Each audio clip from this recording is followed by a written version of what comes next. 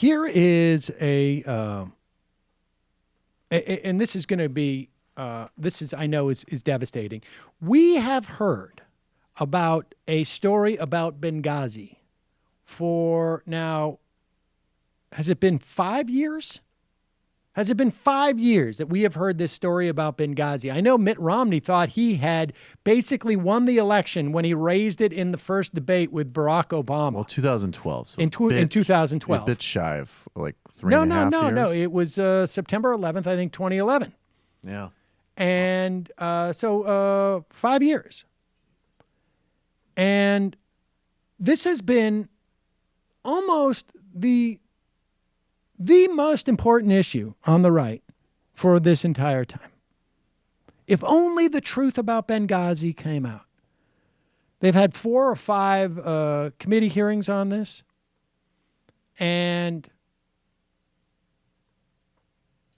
they've had 4 or 5 hearings on this. And so you would imagine that this would be the biggest story that we would hear about. That the chairman of the last, maybe not the last, but the most recent Benghazi committee goes on Fox News and says that the primary story that has driven all of this, although I guess you could say like Hillary Clinton told Chelsea that it wasn't a movie and she told other people that it was a movie. Breaking the First, Second, Third, Fourth, Fifth, and 20th Amendments of the Constitution. Thou shalt not have any confusion about a situation or say something to your daughter that is not exactly revealed to the public within 2 weeks. But aside from that violation of the Constitution, here is Trey Gowdy addressing the question as to whether or not military backup would have been able to reach the 4 Americans killed at the consulate or the annex in Libya and Benghazi in time. Could they reach there and intervene? We've been told over and over again. Why were they told to stand down? Here's Trey Gowdy.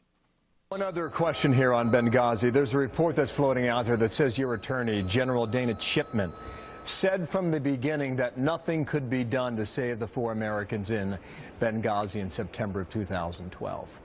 Is that true? No, sir. Dana Chipman is an honorable, good man. He served this country with great distinction, and he served our committee with great distinction.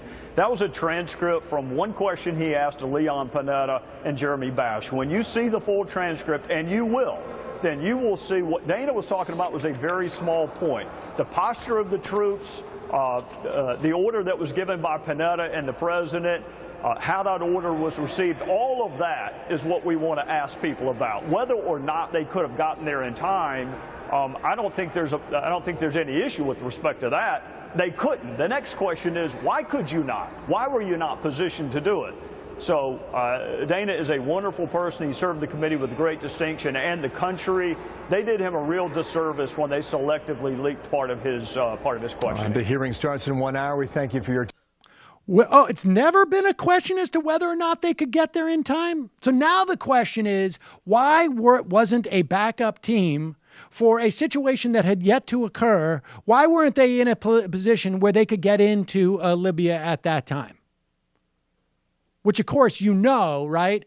The Secretary of State, their primary job is to sit down and make sure that there is a squad of special operations teams located everywhere around the world at every point, a 24-hour, 365 job where the Secretary of State looks at a grid and says, this is where they should be positioned to help people in this annex. It's absurd. He just blew it off. Unbelievable.